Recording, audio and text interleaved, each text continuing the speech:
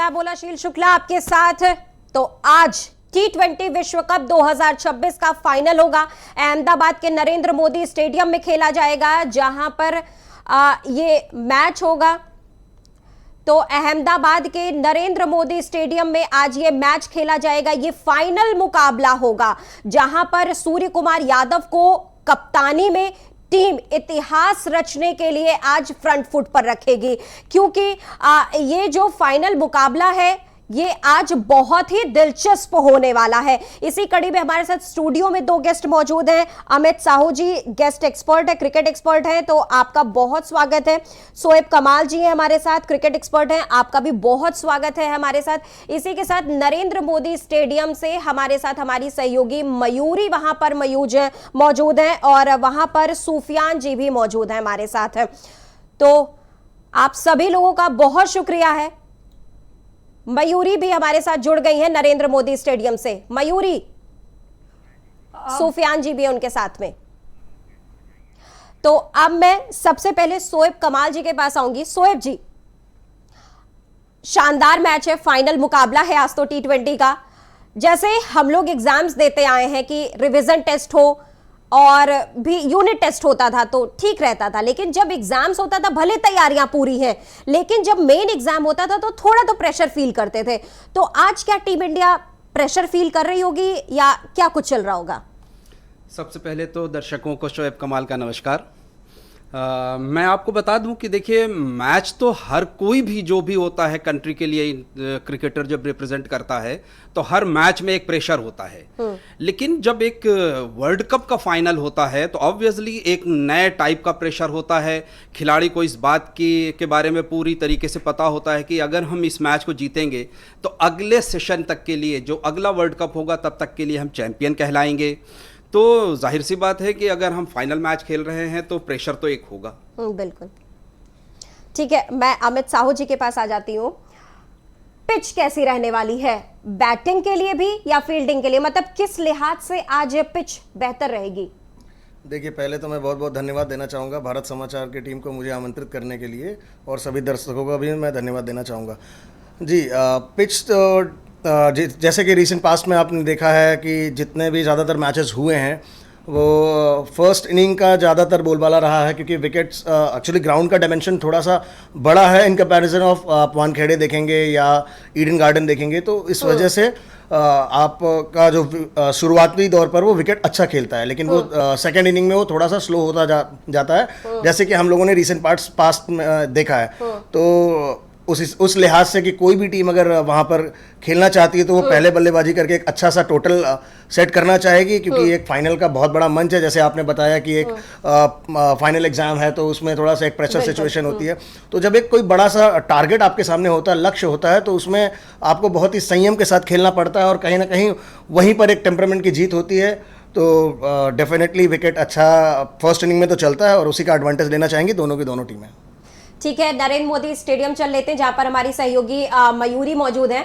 मयूरी, आप सुफियान से बात करिए कि स्टेडियम कैसा है, क्योंकि वानखेड़े के कंपेयर में तो नरेंद्र मोदी स्टेडियम काफी बड़ा है, तो चौके छक्के क्या लग पाएंगे, क्या कुछ अंदाजा रहेगा आज? बिल्कुल अमोला, आपका बहुत धन्यवाद। तो देखिए, नरेंद्र मोदी स्टेडियम में हम मौजूद हैं और आज सबकी निगाहें इस पर टिकी हुई हैं कि आखिर आज का मैच कैसा रहने वाला है, क्योंकि देखिए ये जो वक्त है वो ट्रॉफी लेने का है। एक तरफ इंडिया है, दूसरी तरफ न्यूजीलैंड है, और बेहद दिलचस्प मुकाबला आज देखने को मिलेगा। और इस मैच में देखिए सबसे ज्यादा जो जरूरी है समझने को लेकर, वो पिच समझना बहुत जरूरी होता है। और हमारे साथ क्रिकेट एक्सपर्ट सूफियान जी मौजूद हैं, उनसे हम बात करेंगे और पिच को लेकर समझेंगे। तो सूफियान जी, मैं चाहूंगी कि आप आज की पिच को लेकर हमें अच्छे से समझाएं, किस तरह की आज पिच रहने वाली है गेंदबाजी के लिए, बल्लेबाजी के लिए। बिल्कुल, अगर आप देखेंगे जो नरेंद्र मोदी स्टेडियम का जो पिच है, जो आज फाइनल के लिए जो पिच दी गई है, वो ब्लैक और रेड सॉयल मिक्स पिच दी गई है।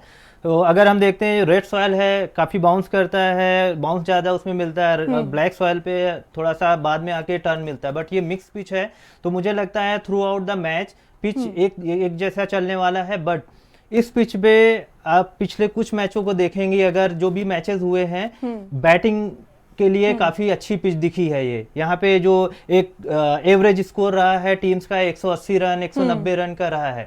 तो मुझे लगता है जो भी दोनों टीमें अगर टॉस जीतेंगी तो मुझे लगता है इस पिच पे पहले बल्लेबाजी करेंगी, ताकि एक फाइनल मैच का जिस तरीके से हमने हमारे एक्सपर्ट बता रहे हैं कि फाइनल मैच का प्रेशर एक अलग प्रेशर रहता है। तो इस पिच पे मुझे लगता है जो भी टीम टॉस जीतेगी पहले बल्लेबाजी करेगी और एक 200 रन का अगर टारगेट देती है तो एक डिफेंडिंग टोटल होना चाहिए।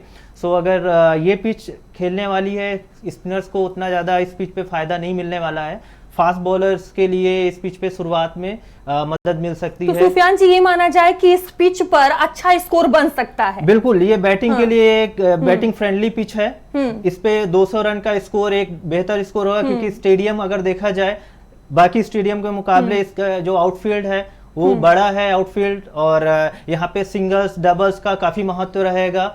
छक्के थोड़े कम देखने को मिलेंगे हमें पिछला जो मुकाबला हुआ है उसके मुकाबले इसमें छक्के का मुझे लगता है कुछ कम दिखेंगे, बट सिंगल डबल और चौके यहाँ पे टीम्स के लिए आसानी से निकल सकते हैं। बिल्कुल सुफियान जी, ठीक है।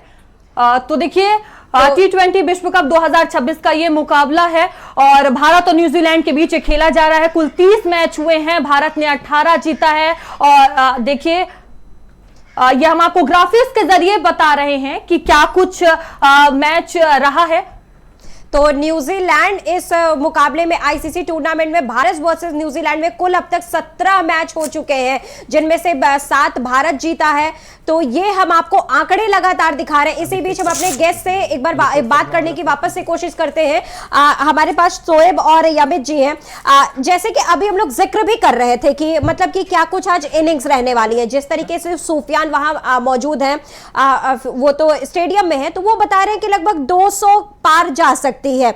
और अभी हम लोग जिक्र कर रहे थे, आप 175 कह रहे थे और लगभग आप 172 के करीब आसपास की बात कर रहे थे। तो क्या 200 के पार हम लोग जा सकते हैं या क्या रहने वाला है इस बार का स्कोरिंग? देखिए, जो नरेंद्र मोहन स्टेडियम अहमदाबाद का जो ग्राउंड है वो काफी बड़ा है। ऐसे ग्राउंड पर चौके छक्के से ज्यादा सिंगल और डबल रन्स के लिए भी बैट्समैन को तैयार रहना पड़ेगा। यहाँ पर जैसा कि पिछले मैच में वानखेड़े स्टेडियम में 253 रन इंडिया ने बनाया, जहाँ चौके और छक्के लगाना बल्लेबाजों के लिए आसान था, वो नरेंद्र मोहन स्टेडियम पर इतना आसान नहीं होगा। मोदी स्टेडियम पर इतना आसान नहीं होगा। बिल्कुल। तो इसलिए 200 के आसपास जो रन अगर टीम बनाती है पहले खेल करके, वो एक अच्छा टारगेट होगा और दूसरी टीम को उसको पकड़ पाना आसान नहीं होगा। हाँ, मुश्किल होगा काफी ज्यादा। अब हम चलते हैं यमित जी के पास, चलते हैं। अमित जी, जैसे अभी हम लोग जिक्र कर ही रहे थे इसी को लेकर के, अब जैसे बात हो रही है कि नरेंद्र मोदी स्टेडियम, इस बात का हम लोगों ने पहले भी जिक्र किया कि स्टेडियम काफी बड़ा है, काफी हैवी स्टेडियम है। ये वानखेड़े की बात करें, ईडन की बात किया था अभी हम लोगों ने कुछ देर पहले, वो सबसे बड़ा है। तो रन बनाना वाकई में आसान नहीं होगा। तो क्या 200 का स्कोर पॉसिबल है, मतलब बना पाना? पॉसिबल तो वैसे क्यों नहीं होगा, अगर इतनी शानदार हमारे पास टीम है तो बिल्कुल पॉसिबल होगा, बट फिर भी देखिए ये रन बनने के लिए केवल ग्राउंड के डायमेंशन का रोल नहीं होता है, कहीं ना कहीं विकेट का बहुत बड़ा रोल होता है। जैसे कि मैं आपको एक उदाहरण देना चाहूंगा कि अभी केएफसी बिग बैश लीग में एक 258 का टारगेट चेस हुआ है और सबसे बड़ा पूरे ऑस्ट्रेलिया का, माफ कीजिएगा, ऑस्ट्रेलिया में बिग बैश लीग में, और वो 258 चेस हुआ है क्योंकि उसका रीजन था कि विकेट बहुत अच्छा था, गाबा का विकेट। और गाबा का जो ग्राउंड है वो पूरे ऑस्ट्रेलिया का मेलबर्न से भी बड़ा स्क्वायर बाउंड्री मानी जाती है, तो गाबा की अप्रॉक्स 80 मीटर वहां का एवरेज डायमेंशन है, वहां पर 90 मीटर तक की बाउंड्री है। तो अगर 258 वहां पर बन सकता है तो इंडिया में भी अगर विकेट अच्छा मिले, बिल्कुल। हाँ। ये तो प्रिपरेशन के ऊपर है, क्यूरेटर्स को कितना समय मिला है, कैसा उन्होंने प्रिपेयर किया है। अगर विकेट अच्छा है तो 200 बन सकता है, और अगर 200 बन सकता है और सेकेंड इनिंग में भी वो विकेट अच्छा खेलता है तो वो 200 चेस भी हो सकता है, क्योंकि दोनों टीमों को आप देखेंगे तो बैटिंग लाइनअप बहुत अच्छी है, दोनों टीमों के पास बहुत अच्छे ऑलराउंडर्स हैं। आप देखेंगे तो जेन्युइन ऑलराउंडर्स आपको 8 नंबर तक दोनों टीमों में दिखेंगे। तो एक अच्छा रोमांचक मैच होने वाला है। विकेट का बहुत बड़ा रोल होगा। विकेट अगर स्लो हुआ, थोड़ी देर बाद अगर पावर प्ले के बाद बदला तो शायद लो स्कोरिंग भी हो सकता है, लेकिन कोई भी टीम होगी वो अपने पावर प्ले में 6 ओवर में अपने मैक्सिमाइज करने की कोशिश करेगी, क्योंकि वही एडवांटेज आपको मैच में एक एज देगा। विकेट भी एटलीस्ट ना गिरे उनका। बिल्कुल वो, क्योंकि विकेट कंट्रोल करना बहुत जरूरी होता है पावर प्ले में, क्योंकि अगर एक भी विकेट गिरा प्रेशर क्रिएट कर लेता है आगे वाला, सामने वाला। चलते हैं एक बार फिर से स्टेडियम की तरफ चल लेते हैं, मयूरी के पास चलते हैं।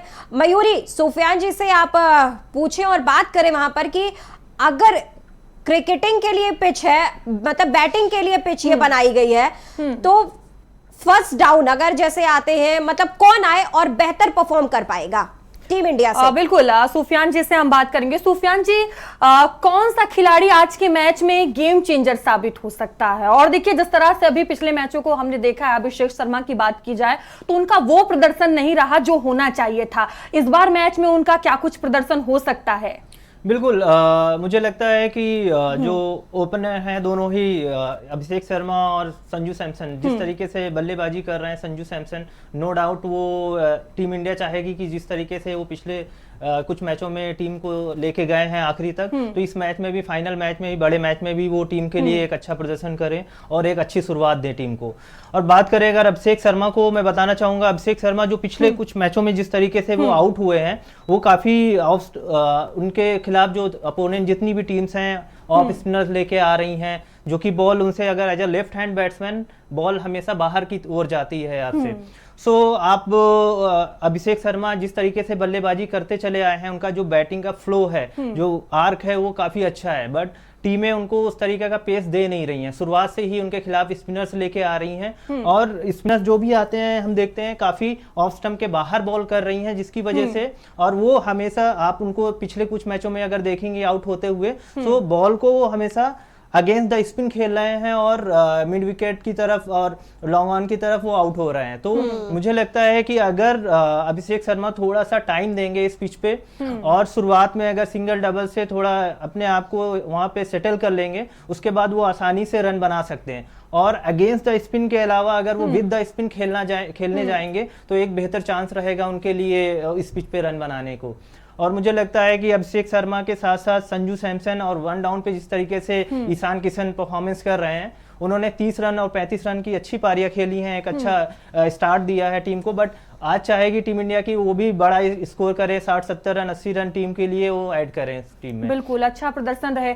सुफियान जी, प्लेइंग 11 को लेकर क्या कुछ रहने वाला है? क्या पिच को देखते हुए कोई बदलाव किया गया है? मुझे नहीं लगता है कि टीम में कोई बदलाव होने वाला है, क्योंकि जिस तरीके से अगर टीम खेलती चली आई है, अभिषेक शर्मा या वरुण चक्रवर्ती के ऊपर जो एक उंगली उठी थी कि उन्होंने इस तरीके का परफॉर्मेंस नहीं किया है, बट अगर अभिषेक शर्मा को देखा जाए या वरुण चक्रवर्ती को देखा जाए, दोनों ही T20 में वर्ल्ड के नंबर 1 बैट्समैन है और नंबर 1 बॉलर है। तो उनका जो पास्ट 2 ईयर से जिस तरीके से उन्होंने परफॉर्मेंस की है टीम के लिए, तो मुझे नहीं लगता है फाइनल मैच में आके कोई भी चेंजेस होंगे टीम में। टीम इंडिया वही सेम टीम के साथ जाने वाली है और इस टीम के साथ ही वो इस कप को जीतने वाली है।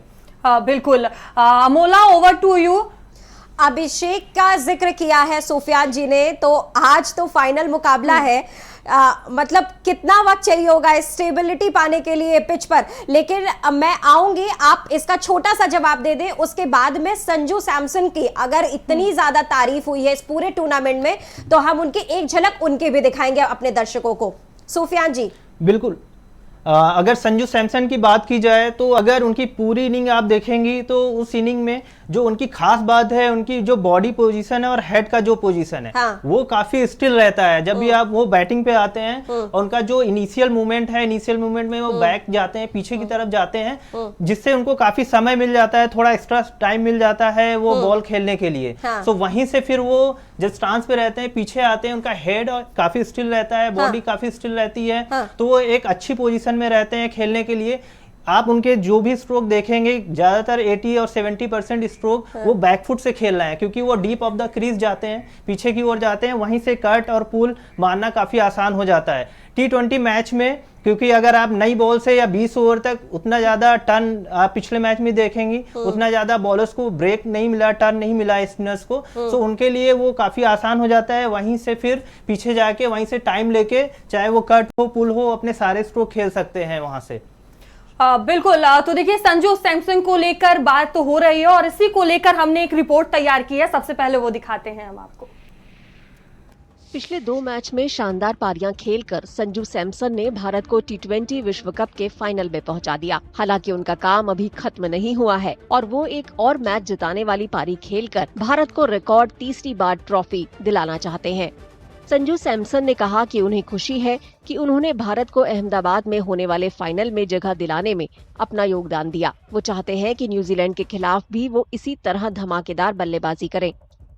First of all, yes, it feels really great or really relieved that I have been actually from a few years trying to do something like this for my country. So just waiting with a lot of patience, a lot of inner work, a lot of training, a lot of practice. I think, yeah, so definitely I should be very grateful, but I kind of feel that we have one more step to go. If we do that, then I think all the work, everything was worth it. So I feel that one more inning should be really good. कुछ समय पहले रनों की कमी के कारण भारतीय team में अपनी जगह खो चुके सैमसन ने वेस्टइंडीज के खिलाफ नॉकआउट मुकाबले में 97 रन नाबाद और फिर सेमीफाइनल में इंग्लैंड के खिलाफ 89 रन बनाकर शानदार वापसी की है, खासकर तब जब अभिषेक शर्मा खराब फॉर्म में चल रहे हैं। संजू सैमसन ने 7 छक्के और 8 चौके लगाकर सिर्फ 42 गेंदों में 89 रन बनाए। इसके साथ ही T20 विश्व कप के नॉकआउट मैच में भारत ने 7 विकेट के नुकसान पर 253 रन बनाकर अब तक का सबसे बड़ा स्कोर खड़ा किया। संजू सैमसन का हम लोग यहाँ पे जिक्र कर रहे थे और हमने उनका एक छोटा सा वो परफॉर्मेंस भी देखा।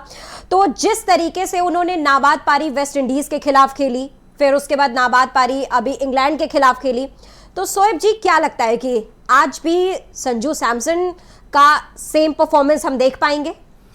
देखिए, संजू सैमसन एक बड़े बेहतरीन बल्लेबाज हैं और जब उनका डेब्यू हुआ था उसके बाद भी उन्होंने लगातार अच्छी पारियां खेली थी, लेकिन इधर कुछ दिनों से उनका performance up to the mark नहीं था। लेकिन चूंकि टैलेंट तो है ना, जैसा आज की डेट में अगर आप देखिए तो अभिषेक शर्मा का परफॉर्मेंस जैसा हमने सोचा था वैसा नहीं रहा। हाँ। और लगातार वो 3 मैच में तो 0 पर आउट हो गए। तो ये अप्स एंड डाउन्स प्लेयर्स के साथ लगा रहता है। सवालों के में भी रहा कि मतलब क्या उन्हें फाइनल्स में रखना चाहिए या नहीं रखना चाहिए, ये बात लगातार चल रही थी। हाँ। तो ये जो भी टीम है ना, ये बड़ी टैलेंटेड टीम है और जो भी खिलाड़ी टीम में आए हैं वो परफॉर्म करके आए हैं, इसलिए हमें अपने खिलाड़ियों पर भरोसा रखना चाहिए। और जब संजू सैमसन फेल थे तो भी हमारी टीम ने उन पर ट्रस्ट किया और एक ऐसा टाइम आया कि उन्होंने पिछले 2 मैच अपने दम पर जिता करके टीम को फाइनल तक का सफर पहुंचाया है। तो हमें पूरी उम्मीद है कि संजू सैमसन भी अच्छा खेलेंगे, लेकिन हम अभिषेक शर्मा से भी आज भी उम्मीद करते हैं कि वो जो उन्होंने जो पिछली पारियां अच्छा नहीं किया है, वो फाइनल में उनकी एक इनिंग वो सारे जो उन्होंने अच्छा नहीं किया है वो सारी चीजों को दूर कर सकते हैं, वाइप आउट करके एक बेहतर आज अपने आप को एस्टैब्लिश कर पाएंगे एज अ बेहतर बैट्समैन की तरह। तो मेरा भी सवाल यही है कि आज अभिषेक शर्मा मतलब क्या एक अपने आप को साबित कर पाएंगे कि हाँ नहीं मैं फाइनल्स बेहतर खेल पाया हूं, कुछ मैचों में मैं टिक के नहीं खेल पाया, लगातार आउट हो गए, बट आज के मैच में कैसा रहेगा अमित जी? देखिए, पहले तो मैं ये कहना चाहूँगा कि देखिए खेल है, ये अनिश्चितताओं का खेल है। वी कैन जस्ट प्रिडिक्ट, जैसे सर ने अभी बताया कि हमें एज अ मतलब भारत की देश की जो जनता है, हम अगर किसी के राइज अप में उसका साथ देते हैं तो उसके डाउनफॉल में भी हमें उसका साथ देना चाहिए, क्योंकि वो अच्छा करते हुए आए हैं थ्रू आउट द टूर्नामेंट। बीच में कहीं ना कहीं वो लड़खड़ाए हैं, तो यदि हमें उनको हमारे देश के देशवासियों का सहारा मिलेगा तो डेफिनेटली वो बूस्टअप होंगे और वो शायद आज ही वो पारी हो जिसका हमें इंतजार है, पूरे देश को इंतजार है। और जो क्रिटिसाइजर्स होंगे उनके मुंह पर तमाचा भी पड़ सकता है ये, लेकिन मुझे लगता है कि टीम से उनको बिल्कुल बाहर भी नहीं निकाला जाएगा। और आज जिस तरह की वो पारी खेलते हुए आए, यदि वो 6 ओवर खेल जाते हैं तो ये मैच 70% हमारे गिरफ्त में आ जाएगा, क्योंकि उनका टीम में रहने का मतलब एडवांटेज ये रहता है कि वो नई बॉलों को बहुत अच्छी तरह से प्रहार करते हैं, प्रसार हाँ, समझ लेते हैं उसको, काफी देर तक खेल लेते हैं तो उन्हें समझ आ जाता है कि किस तरीके की बॉल आ रही है। इसी कड़ी सुफियान जी के भी पास चल लेते हैं। मयूरी, आप सुफियान जी से बात करिए कि संजू सैमसन ने जिस तरीके से नाबाद पारी खेली है 2 मैचेस में, जिसका सबसे ज्यादा जिक्र किया गया है पूरे टूर्नामेंट में, तो क्या आज भी संजू सैमसन सेंचुरी बना पाएंगे? क्योंकि इस बात का फैंस को बहुत इंतजार है उनके सेंचुरी का। बिल्कुल सुफियान जी, देखिए सबकी जो निगाहें हैं वो संजू सैमसन पर ही टिकी होंगी कि आखिर उनका क्या कुछ इस मैच में रहने वाला है, तो किस तरह का प्रदर्शन आज देखने को मिल सकता है? बिल्कुल ये बोलते हैं जब भी आपका फॉर्म अच्छा है, आप अच्छे से रन बना रहे हो तो उसको कैरी ऑन करना एक बड़ी चीज होती है। अगर कोई भी बल्लेबाज इस समय फॉर्म में है तो टीम इंडिया भी चाहेगी और सारे दर्शक भी चाहेंगे कि वो उस फॉर्म को लेके फाइनल पूरा फिनिश करें और टीम इंडिया को एक बड़ी जीत दिलाएं। तो मुझे लगता है संजू सैमसन जिस तरीके से उनका हमने पिछले 2 मैचों में बल्लेबाजी देखी है, कॉन्फिडेंस उनमें नजर आ रहा है। बिल्कुल। जब भी कोई भी प्लेयर एक कॉन्फिडेंस में होता है तो उसका गेम अलग लेवल पे होता है, तो उनका जो गेम है वो इस समय अलग लेवल पे है। और कोई भी मुझे नहीं लगता कोई भी न्यूजीलैंड का गेंदबाज उन्हें परेशान करेगा। वो आसानी से इस मैच में भी रन बनाएंगे और टीम इंडिया के लिए एक बड़ा स्कोर खड़ा करेंगे। हम सबकी उम्मीद होगी कि वो 100 शतक मारे टीम इंडिया के लिए, बट मुझे लगता है कि शतक से ज्यादा इंपॉर्टेंट है एक मैच विनिंग पारी खेलें और टीम इंडिया को जीत दिलाएं। और बिल्कुल सुफियान जी, देखिए दोनों ही टीमें अपने आप में बहुत ज्यादा मजबूत है, तो न्यूजीलैंड का कौन सा ऐसा खिलाड़ी है जो भारत के लिए खतरा बन सकता है, कहाँ चुनौती रहने वाली है? बिल्कुल, न्यूजीलैंड की बात करें तो थ्रू आउट आईसीसी टूर्नामेंट जितने भी वो खेलती है उन सब में ही वो अच्छा परफॉर्मेंस करती आई है। अगर हम रिसेंट पास में भी देखें तो न्यूजीलैंड को कहीं भी हम हल्के में नहीं देख सकते। ये मैच मुझे लगता है कि 50-50 जितना चांस इंडिया का है उतना ही चांस न्यूजीलैंड के पास भी है जीतने का। तो न्यूजीलैंड का जो टीम है, उनके जो फिन एलन हमने लास्ट मैच में देखे, उन्होंने सेंचुरी की है, फास्टेस्ट सेंचुरी की है न्यूजीलैंड के लिए, तो वो एक काफी खतरनाक बल्लेबाज हैं जिस तरीके से वो बैटिंग करते हैं। इसके अलावा जो टीम साइफर्ड, उनके जो ओपनर है, दोनों ही ओपनर वो काफी अच्छे बल्लेबाज हैं। टीम साइफर्ड जिस तरीके से फर्स्ट बॉल से आके हिट करने लगते हैं, बॉलर्स को दबाव में ले आते हैं, तो मुझे लगता है कि ये 2 बल्लेबाज हैं। इसके अलावा डैरेन मिचेल जो उनके मिडिल ऑर्डर में बैट्समैन है, वो भी काफी अच्छे बैट्समैन हैं और गेम को फिनिश करते हैं वो। तो मुझे लगता है ये 3 जो उनके बल्लेबाज हैं, ये इनके ऊपर काफी निगाहें होंगी किस तरीके से टीम इंडिया चाहेगी बॉलर्स कि इनको जल्दी से जल्दी आउट करें और मैच को अपने कब्जे में लेके आए। इसके अलावा मुझे लगता है उनके बॉलर्स में अगर देखेंगे न्यूजीलैंड की जो बॉलिंग अटैक है, उनके दोनों ही बॉलर्स जो है मैट हेनरी और लोकी फर्ग्यूसन, दोनों ही अच्छे फॉर्म में है, अच्छा बॉल डाल रहे हैं। तो मुझे लगता है कि ये दोनों गेंदबाज भी इस मैच में इंपैक्ट डाल सकते हैं जिस तरीके का वहां पे ग्राउंड है और जिस तरीके का विकेट है। तो बिल्कुल, तो सुफियान जी ये कह सकते हैं कि दोनों ही टीम के लिए कहीं ना कहीं चुनौतीपूर्ण मैच रहने वाला है। बिल्कुल, ये मैच मुझे लगता है कि दर्शकों के लिए भी और टीम्स के लिए भी एक हेड टू हेड मुकाबला होने वाला है। दोनों ही टीम्स के लिए कोई भी टीम्स को हल्का नहीं आंक सकते हैं, और चाहे वो न्यूजीलैंड हो, वो भी अच्छा क्रिकेट खेल के ही फाइनल में आई है। टीम इंडिया थ्रू आउट पिछले कुछ सालों से ही अच्छा क्रिकेट खेल रही है, तो मुझे लगता है एक कड़ा मुकाबला होने वाला है। बिल्कुल, कड़ा मुकाबला आज रहने वाला है। अमित जी, दर्शक तो बॉल की तरह ट्विस्ट एंड टर्न का मैच में भी इंतजार करते हैं कि जब तक वो twist and turn last over तक ना देखने को मिले तो वो मजा तो खैर आता नहीं है मैच में, बिल्कुल है। लेकिन अगर मैं बात इसकी करूं कि जैसे देश भर में पूजा पाठ शुरू हो जाती है, लोग दुआएं मांगने लग जाते हैं, इसी कड़ी में एक बहुत जॉली सा मेरा सवाल है आपसे। जैसे हम लोग कल से ही पढ़ रहे हैं लगातार कि टीम इंडिया ने एक टोटका अपनाया है कि वो जिस होटल में पहले रुकते थे उसको चेंज करके दूसरे होटल में रुके हैं। तो क्या इस बार उनके लिए नरेंद्र मोदी स्टेडियम लकी साबित होने वाला है? क्योंकि अगर हम वनडे वर्ल्ड कप की बात करें तो वहां टीम इंडिया चूक गई थी। देखिए, अब ये अपना सोचना है, क्योंकि जो रिजल्ट्स आए हैं 2 आईसीसी के मैचेस में उस ग्राउंड में, तो कहीं ना कहीं थिंक टैंक ने और सबने सोचा होगा, क्योंकि काफ़ी ये पूरे मीडिया में पूरे देश भर में इसकी चर्चा थी। तो एक नया इनिशिएट लिया गया है कि शायद may be it can be changed. तो उसके लिए मैं इतनी टिप्पणी नहीं करना चाहूँगा, क्योंकि उसका रिजल्ट के लिए तो हमें पूरा मैच देखना पड़ेगा, मैच के बाद का रिजल्ट का इंतज़ार करना पड़ेगा। और होप्स हो कि आज हम अच्छा मैच देखें, एक अच्छी क्रिकेट देखें। जीत हार एक अनिश्चितताओं का खेल है, ये ऊपर नीचे होता रहता है, बट एज एन इंडियन मैं तो यही चाहूँगा कि इंडिया इस बार कप फिर से जीते, डिफेंडिंग चैंपियन बने और पूरे देश में खुशी का माहौल हो। अगर देश की बात हो रही तो हम कुछ तस्वीरें भी वहीं से दिखा रहे हैं अपने दर्शकों को कि किस तरीके से पूजा अर्चना ब्लूज के लिए किया जा रहा है कि मतलब वो जीत करें, आज वो जीत करके आए, ट्रॉफी अपने नाम करके आए। तो भारत बनाम न्यूजीलैंड के लिए ये देखिए, ये कितनी शानदार तस्वीर। आज विमेन्स डे है इंटरनेशनल। आप देखिए महिला शक्ति को किस तरीके से पूजा अर्चना कर रही हैं। टीम इंडियंस के लिए पूजा अर्चना ये कर रही हैं कि आज ये जो भारत की जीत पक्की हो जाए यहाँ से, उनकी पूजा अर्चना से। और इसी बीच विराट कोहली के जो कोच हैं वो क्या कुछ कह रहे हैं उसको भी सुना देते हैं आपको। देखिए, T20 क्रिकेट में प्रेडिक्ट करना बहुत आसान नहीं होता, बिकॉज कई बार ऐसा होता है कि 1-2 ओवर इधर उधर हो जाएं तो कुछ भी हो जाता है।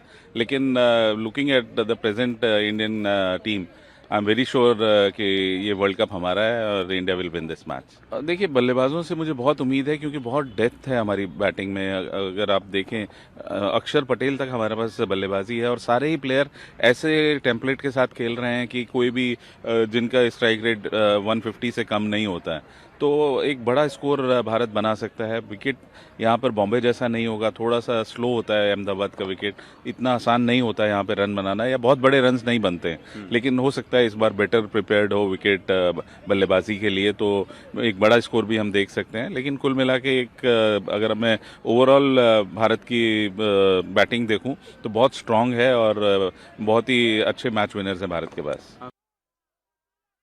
अभी हम इनको भी सुन रहे थे, विराट कोहली के कोच भी जिक्र कर रहे हैं इस बात का कि विकेट लेना आसान नहीं होगा।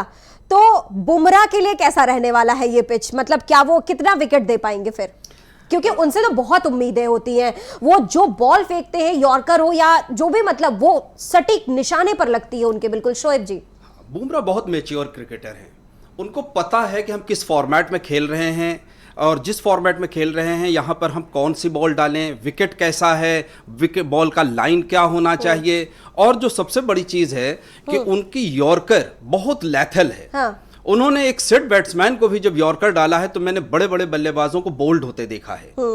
और अब जो उन्होंने डेवलप किया है अपनी स्लोवर ऑफ कटर, अगर आप पिछला इंग्लैंड के अगेंस्ट मैच देखिए तो उन्होंने एक बॉल ऑफ कट डाला, स्लोअर बॉल, जिसपे बैट्समैन विल जैक्स ने, आई थिंक विल जैक्स नहीं, दूसरा इंग्लैंड का बैट्समैन था, जो हैंग कर गया और अक्षर पटेल ने एक्स्ट्रा ऑर्डिनरी कैच पकड़ा। तो बुमराह की जहां तक बात है, बुमराह को अपना रोल बखूबी पता है और T20 के तो वो नंबर 1 गेंदबाज हैं। बहुत ज्यादा। इसी बीच हम आपको हापुड़ लिए चलते जहां पर हमारे संवाददाता ने ये क्रिकेट प्रेमियों से बातचीत की है, तो उनका भी रिएक्शन दिखा देते हैं आपको एक बार। T20 वर्ल्ड कप फाइनल को लेकर क्रिकेट प्रेमियों में काफी उत्साह है और जिस प्रकार से इंडिया ने अपना प्रदर्शन दिखाया है तो उससे जो क्रिकेट प्रेमी थे उनमें भी काफी उत्साह आया। आज हर तरफ जो टीम इंडिया की जीत के लिए दुआएं मांगी जा रही है। हमारे साथ कुछ जो क्रिकेट प्रेमी है वो मौजूद है, उनसे बात करेंगे कि किस प्रकार का उनमें उत्साह है। तो किस प्रकार का उत्साह है टीम इंडिया का आज मैच है? मतलब बहुत जबरदस्त उत्साह है और हम लोग चाहते हैं कि जिस प्रकार से पहले भी हम लोगों ने वर्ल्ड कप जीता है और इस बार भी हम बहुत अच्छे तरीके से और बहुत अच्छे मार्जिन से वर्ल्ड कप जीत करके आए। इंडिया न्यूजीलैंड का मैच है, इसमें इंडिया ही जीतेगा, दुआ करते हैं इंडिया जीते। वीडियो जर्नलिस्ट लक्ष्मण के साथ मैं राहुल गौतम, भारत समाचार हापुड़। अब टीम के कप्तान की बात कर लेते हैं, सूर्य कुमार की भी, जिसके कंधों पर पूरा दारोमदार है लेकर के चलने का। जैसे अब तक धोनी ने इस रीति को निभाया और वर्ल्ड कप दिलाया, उसी कड़ी में विराट कोहली ने दिलाया, तो क्या सूर्य कुमार इस बार ये अपने नाम कर पाएंगे वर्ल्ड कप की ट्रॉफी? बिल्कुल, मुझे पूरा यकीन है। सूर्य कुमार यादव बड़े आक्रामक कप्तान हैं। अगर आप सेंटनर के मुकाबले में उन्हें देखिए तो सेंटनर इतने एग्रेसिव नहीं है, लेकिन सूर्य कुमार यादव सख्त फैसले लेते हैं, कड़े फैसले लेते हैं। तो मुझे लगता है कि सूर्य कुमार यादव अपनी कप्तानी में इंडिया को लगातार दूसरी बार वर्ल्ड कप जिता करके ये एक रिकॉर्ड भी बनाने वाले हैं। मुझे पूरा यकीन है सूर्य कुमार यादव की कप्तानी। अमित, सूर्य कुमार यादव मतलब आज किससे किससे फिकवा सकते हैं, मतलब 4 ओवर, मतलब वो कौन होगा कि जिसको प्रायोरिटी पे रखेंगे वो लास्ट ओवर तक के लिए? देखिए, वो तो बुमराह का इस्तेमाल सही तरह से वही कर रहे हैं, क्योंकि जैसे पिछला मैच हम लोगों ने देखा कि अगर 2 ओवर वो बुमराह के नहीं रुक पाए होते, उन्होंने अगर नहीं रोके होते कि जब बेथल जिस तरह से खतरनाक पारी खेल रहे हैं तो उन्होंने काफ़ी प्रहार किया हमारे अर्शदीप और वरुण चक्रवर्ती के ऊपर, तो वो जो बुमराह ने आके जो अपना तीसरा ओवर किया उसमें 8 रन दिए और उसके बाद जो लास्ट ओवर उन्होंने किया, हम बात कर रहे हैं कि अक्षर पटेल ने कैच पकड़ा, हम बात कर रहे हैं तिलक वर्मा ने कैच पकड़ा, हम बात कर रहे हैं रन्स बनाए संजू सैमसन ने, लेकिन जीत में बहुत बड़ा योगदान बुमराह के वो 4 ओवर थे।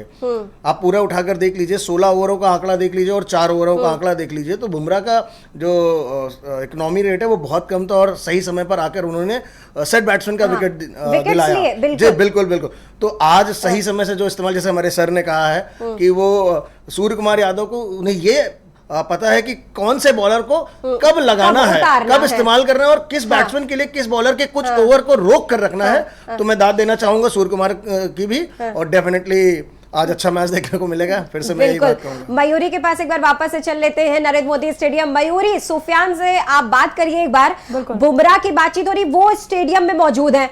बुमराह के लिए आज पिच कैसी रहने वाली है?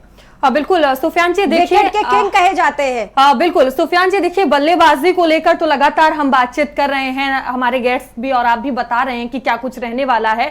पिच को देखते हुए गेंदबाजी के लिए पिच कैसी रहने वाली है और कौन इसमें भी गेम चेंजर साबित हो सकता है? जसप्रीत बुमराह को लेकर क्या कुछ रहने वाला है? बिल्कुल, जैसे क्रिकेट में एक कहावत है कि जो बल्लेबाज हैं वो आपको मैच जिताते हैं, बट जो बॉलर्स हैं वो आपको टूर्नामेंट जिताते हैं। तो जो बॉलर्स हैं टीम इंडिया की, खासकर जसप्रीत बुमराह, जिस तरीके से अभी शोएब कमाल जी ने बताया कि उनका जो वेरिएशंस हैं, तो मुझे लगता है कि आपको यॉर्कर आना या स्लोअर आना एक अलग चीज है, बट वो प्रेशर सिचुएशन में जब आपके सामने कोई बल्लेबाज 80 रन पे 90 रन पे खेल रहा है और जिस तरीके से वो छक्के मार रहे थे, टॉम बेथल हमने लास्ट मैच में देखा, उनके खिलाफ भी वो सटीक यॉर्कर मारना और उन्हें छक्के और चौके ना देना एक सिंगल्स पे और डॉट बॉल डालना वहां पे आके, तो मुझे लगता है कि वो टीम इंडिया के लिए एक तुरुप का इक्का रहे हैं पिछले कई सालों में। और इस समय जिस तरीके से वो गेंदबाजी कर रहे हैं, सटीक यॉर्कर, और जिस तरीके से वो माइंड के साथ खेलते हैं बल्लेबाज के कि वो नेक्स्ट उसका क्या मूव होने वाला है, उससे एक कदम आगे रहते हैं वो। तो मुझे लगता है उनके जो वेरिएशंस हैं वो काफी काम आने वाले हैं। जिस तरीके से ग्राउंड का डायमेंशन है काफी बड़ा, तो यहाँ पे स्लोअर कटर भी काफी इस्तेमाल करेंगे वो, ताकि बॉल एयर में जाएगा और कैच आउट होने के भी काफी चांसेस रहेंगे। इसके अलावा मुझे लगता है टीम इंडिया के पास दूसरे अगर बॉलर्स की बात की जाए तो हार्दिक पांड्या, जो कि टीम पिछले मैच में भी अगर हम देखें तो उनका इकोनॉमी रेट 9 के करीब था, जहां पे दोनों टीम ने मिला के तकरीबन 500 रन किए हैं। वहां पे आके हार्दिक पांड्या ने 2 विकेट निकाले हैं और 9 की इकोनॉमी रेट से वहां पे रन दिए हैं। तो मुझे लगता है हार्दिक पांड्या का ये होम ग्राउंड भी रहा है और पिछले गुजरात टाइटंस से आईपीएल टीम में काफी साल वो वहां पे खेले भी हैं, 2 साल करीब वहां पे। तो मुझे लगता है हार्दिक पांड्या और जसप्रीत बुमराह जिस तरीके से गेंदबाजी कर रहे हैं, ना कि हार्दिक पांड्या बल्लेबाजी में, गेंदबाजी में भी एक अहम भूमिका निभा सकते हैं टीम इंडिया के लिए। बिल्कुल सुफियान जी, एक चीज और मैं आपसे समझना चाहूंगी, अगर पिछले मैचों को हम देखें तो जो अपनी भारतीय टीम है वो न्यूजीलैंड से एक भी मैच T20 नहीं जीत पाई है, तो न्यूजीलैंड ऐसी कौन सी रणनीति अपनाती है वर्ल्ड कप में, वो मैं आपसे समझना चाहूंगी, कितना चुनौतीपूर्ण रह सकता है? बिल्कुल, न्यूजीलैंड की जो टीम है वो उनकी स्ट्रेटेजी काफी शानदार रहती है। वो मैन टू मैन स्ट्रेटेजी करते हैं कि अगर अभिषेक शर्मा है, संजू सैमसन है या ईशान किशन है, हार्दिक पांड्या है, जितने भी बल्लेबाज हैं, उनके खिलाफ किन बॉलर्स का इस्तेमाल करना है हमें, उनकी स्ट्रेटेजी एकदम क्लियर रहती है। जैसा कि सेंटनर उनके कैप्टन हैं, वो भी काफी स्ट्रेटेजी अपनाते हैं कि कहाँ पे कौन सा फील्डर रखना है, क्या गेंदबाजी करनी है, देन उनके बॉलर्स उन पे अप्लाई करते हैं। तो मुझे ये लगता है कि उनकी जो ये एक स्ट्रेटेजी है उससे बाहर निकलना होगा टीम इंडिया को, जो कि मुझे लगता है कि इस बार टीम इंडिया, अगर पिछले जो मुकाबले टीम इंडिया ने हारे हैं, अगर इस समय बात की जाए तो टीम इंडिया काफी शानदार, काफी आगे है न्यूजीलैंड की टीम से, जिस तरीके से वो परफॉर्मेंस कर रही है पिछले 2-3 सालों में T20 क्रिकेट में। तो काफी मैच विनर है। मुझे लगता है टीम इंडिया की अगर 11 की टीम देखी जाए तो 11 के 11 मैच विनर दिखते हैं वहां पे। तो मुझे लगता है कि इस बार भारी पड़ने वाली है न्यूजीलैंड के ऊपर और टीम इंडिया ये मुकाबला आसानी से जीतेगी, शानदार मुकाबला होगा, बट अंत में ये टीम इंडिया के हाथ में ट्रॉफी आने वाली है। तो ये कह सकते हैं विशेष रणनीति के साथ अपनी भारतीय टीम उतरने जा रही है। और भी हमारे साथ मेहमान गेस्ट से जो गेस्ट हैं वो जुड़े हुए हैं स्टूडियो से। स्वेब जी, मेरा आपसे एक सवाल है टॉस को लेकर, अगर भारतीय टीम टॉस जीतती है तो उसे क्या पहले चुनना चाहिए, क्या उसके लिए फायदेमंद रहेगा, बॉलिंग या फिर बैटिंग? देखिए, मुझे लगता है कि जो नरेंद्र मोदी स्टेडियम का रिकॉर्ड है वहां पर पहले बल्लेबाजी करना ही ज्यादा बेनिफिशियल रहेगा। एक टारगेट सेट करना चाहिए इंडियन टीम को 180 टू 190 200 के आसपास, और जो वहां का रिकॉर्ड है वो चेज करना मुश्किल रहा है। तो एक जब टारगेट इतने बड़े ग्राउंड पर, जहां का डायमेंशन बड़ा है, जहां चौके और छक्के लग पाना मुश्किल है, ऐसे ग्राउंड पर जब एक अच्छा टारगेट आप सेट कर देते हैं तो दूसरी टीम के ऊपर एक दबाव होता है और दबाव में वो टीमें बिखर जाती हैं। तो मुझे लगता है कि अगर इंडियन टीम टॉस जीतती है तो पहले बल्लेबाजी ही करना उन्हें जरूरी है। और अगर फील्डिंग हो जाता है, बाय द वे फील्डिंग होता है क्योंकि अभी तो टॉस हुआ नहीं है, बट अगर तो क्या रन एक की जगह 2 निकालना पड़ेगा? फिर तो यही रणनीति अपना सकते हैं अमित जी, दौड़ करके। डेफिनेटली अगर बैटिंग करते हैं, जैसे इंडिया पहले बैटिंग कर रही है और उसे टारगेट सेट करना है, या न्यूजीलैंड पहले बैटिंग कर रही है, टारगेट सेट करना है या चेस करना है, दोनों ही सिचुएशंस में आपको सिंगल, डबल्स पर निर्भर रहना पड़ेगा, डॉट बॉल्स का परसेंटेज कम करना पड़ेगा, क्योंकि अगर देखिए वो डिपेंड करता है कि आपका टारगेट कितना है। अगर आपका टारगेट 200 के आसपास है, कोई भी टीम है, तो वो अपने 6 ओवर में मैक्सिमाइज करने की कोशिश करेगी कि अप्रॉक्स 50 to 56 के आसपास या 60 के आसपास, एक विकेट, एक दो विकेट भी गिर जाते हैं तो रन रेट जो है वो 10 के आसपास उनको लेकर चलना है। लेकिन ये डिपेंड करता है टारगेट कितना है आपका। यदि आपके पास टारगेट कम है तो आप विकेट बचा कर रखेंगे, और क्योंकि टारगेट अगर कम है तो विकेट भी स्लो चल रहा है डेफिनेटली, तो आपको विकेट्स बचा के रखने हैं। और किसी भी खेल में आपको मैच वही जिता सकता है जो पहले से विकेट में खड़ा हुआ है। सेट बैट्समैन आसानी से रन बना सकता है किसी भी फॉर्मेट में हो वो। तो मुझे लगता है कि डेफिनेटली जैसे सर ने भी कहा कि अगर पहले बल्लेबाजी आती है किसी भी टीम की, वो they will definitely go for around 180 to 190, जिसमें आपने जैसे सही पूछा कि सिंगल डबल्स का बहुत बड़ा रोल होगा, क्योंकि मिड ओवर्स में 6 से लेके 15 ओवर तक के जो मैच होता है उसमें स्पिनर्स आते हैं, गेम स्लो होता है। क्योंकि 20 ओवर का मैच है, और अगर आप ये ठहर करके खेलना चाहेंगे कि अभी हम थोड़ा रुक करके आराम से खेलते हैं, टक टक खेल रहे हैं, तो फिर आप रन नहीं ले पाएंगे अगर आप सिंगल्स पे टिके हुए हैं तो। क्योंकि इतना बड़ा है कि आप चौका छक्का तो बहुत ही मुश्किल होगा, चौका लग जाए तो मतलब बड़ी बात होगी यहाँ पर नरेंद्र मोदी स्टेडियम में। ऐसा नहीं है कि चौके छक्के नहीं लगेंगे, क्योंकि अगर यहाँ का एवरेज स्कोर 188 है तो कहीं ना कहीं रन्स बनते हैं, चौके छक्के भी हैं, सिंगल के डबल्स होते हैं, डबल के ट्रिपल्स होते हैं। वानखेड़े के स्टेडियम और वानखेड़े के कंपेयर में, ईडन के कंपेयर में तो मुश्किल तो है नरेंद्र मोदी स्टेडियम। डेफिनेटली एक डायमेंशन का फर्क है, लेकिन आप वानखेड़े में भी देखेंगे जो कि ज्यादातर छक्के आपको सेकंड टीयर्स में दिखेंगे,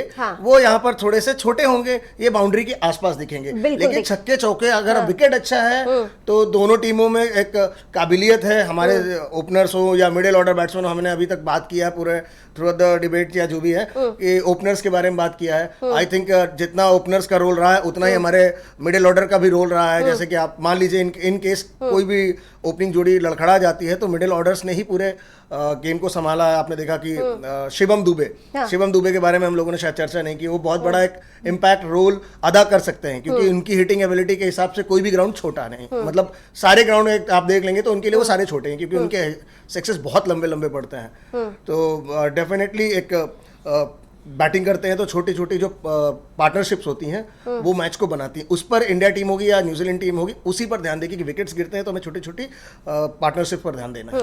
शोएब जी, मैं आपके पास आऊंगी। जैसे कि अभी तक जिस स्ट्रैटेजी के तहत 1 डाउन 2 डाउन मतलब फर्स्ट सेकंड थर्ड जो ऑर्डर बनाया था, आज उसमें कुछ बदलाव रहेगा या वही फॉलो करेगी टीम इंडिया?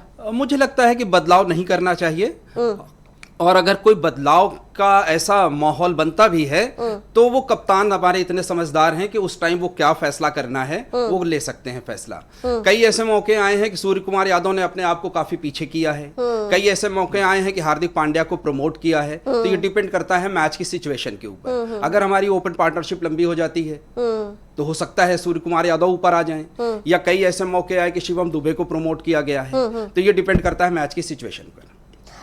मयूरी, मैं आपके पास आऊंगी। आप एक बार सुफियान से पूछिए कि टीम इंडिया के लिए कीवीज में कौन अटैकिंग होगा, मतलब किससे बच के चलना चाहिए? बिल्कुल, मुझे लगता है कि उनके जो फास्ट बॉलर हैं, चाहे वो लॉकी फर्ग्यूसन है या उनके मैट हेनरी, जो उनके फास्ट बॉलर हैं वो काफ़ी अच्छे फास्ट बॉलर हैं।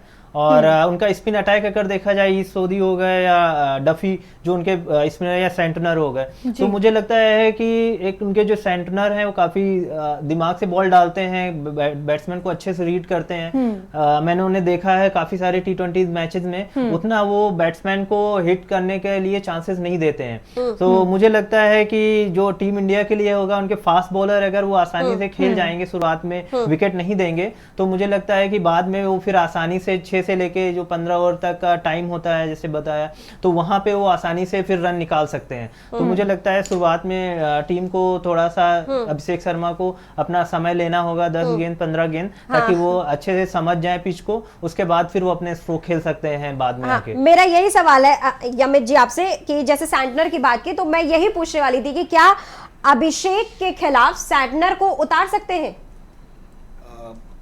डिपेंड करता है कि अभिषेक शर्मा क्या किस रोल पर आते हैं। सबको पता है कि अभिषेक शर्मा ओपन करता है। हाँ, तो ओपनिंग में ये मुझे नहीं लगता कि वो शुरुआत में अभिषेक शर्मा के सामने एक लेफ्ट आर्म स्पिनर लगाएंगे, क्योंकि वो खुद एक लेफ्टी बैट्समैन है तो वो शुरुआत में जाएंगे अपने मीडियम पेसर्स के साथ, जैसे कि थोड़ा बहुत मूवमेंट रहेगी शुरुआत के ओवरों में। हाँ, अगर इनका इस्तेमाल करेंगे तो डेफिनेटली पावर प्ले के बाद ये इस्तेमाल करेंगे, या एक ओवर में भी शायद वो ट्राई कर सकते हैं। वो तभी ट्राई करेंगे जब एक विकेट गिर चुका होगा या राइटी बैट्समैन आएगा, मेरे हिसाब से जो मेरा मानना है। तो और जैसे अभी सुफियान सर ने बताया, जो टीम के सबसे खतरनाक जो अनुभवी गेंदबाज हैं वो आपके सैंटनर है, क्योंकि वो ज़्यादातर इंडिया में ही खेले हैं। आईपीएल में आपने देखा सीएसके के साथ खेले और अपने महेंद्र सिंह धोनी जी के अंडर में खेले हैं, तो वो चतुराई, गेम की चतुराई उन्हें बहुत बखूबी समझते हैं और डेफिनेटली एक थ्रेट होंगे ये इंडिया टीम के लिए, हो सकते हैं। तो बस इतना ही कहना।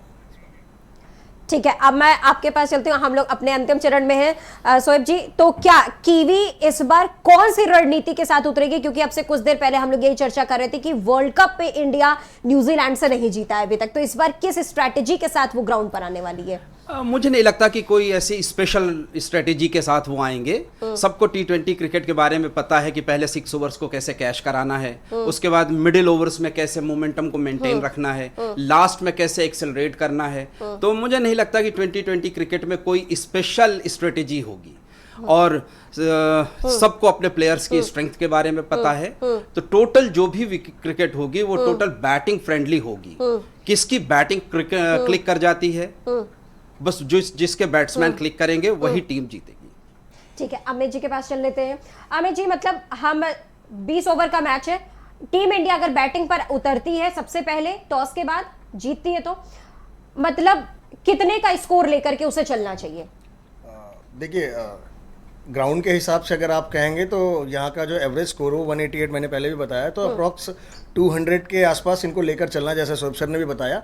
क्योंकि न्यूजीलैंड की जो बैटिंग में है वो बहुत डेप्थ है। आपने देखा होगा Jimmy Neesham, Santner 8 number 9 number, और न्यूजीलैंड के जितने भी मीडियम पेसर्स आए हैं वो भी बैटिंग कर लेते हैं, और ये सालों से अरसों से चलता हुआ आ रहा है। उनके सारे नीचे कुचले बल्लेबाज बहुत अच्छी बैटिंग भी कर लेते हैं। तो अगर उसके लिए, लेकिन सबसे बड़ा टास्क ये होगा, क्योंकि न्यूजीलैंड का बॉलिंग अटैक बहुत अच्छा है, तो 6 ओवर का पावर प्ले उन्हें बहुत अच्छे तरीके से इस्तेमाल करना पड़ेगा, विकेट हाथ में रखने पड़ेंगे, और जैसे सर ने बताया कि मोमेंटम, उस मोमेंटम को उन्हें कैरी करके रखना पड़ेगा, वहां से अब कैरी अवे नहीं हो सकता है।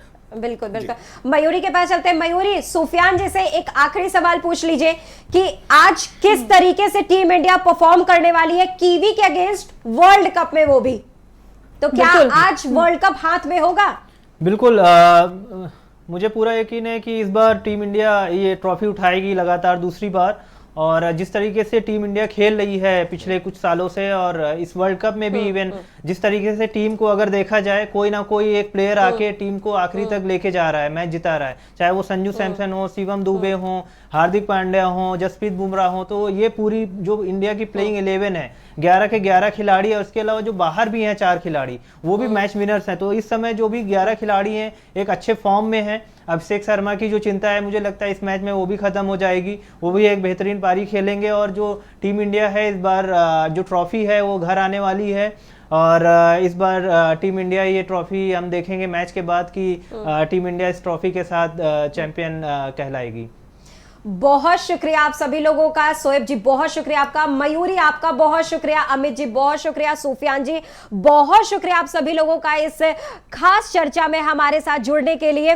तो आज भारत का दम जीतेंगे हम, तो भारत बनाम न्यूजीलैंड में भारत ही जीतेगा। भारत के साथ हम सभी लोगों की बहुत ढेर सारी शुभकामनाएं हैं। ब्लू आर्मी की उम्मीदें आज आसमान पर है कि भारत की जीत के लिए जहां देश दुनिया में पूजा हवन किया जा रहा है, आज विमेंस डे पर भी महिलाओं ने उनके लिए खास पूजा अर्चना की है। तो आज ये फाइनल मुकाबला नरेंद्र मोदी स्टेडियम के अहमदाबाद में आज ये खेला जाएगा, भारत बनाम न्यूजीलैंड।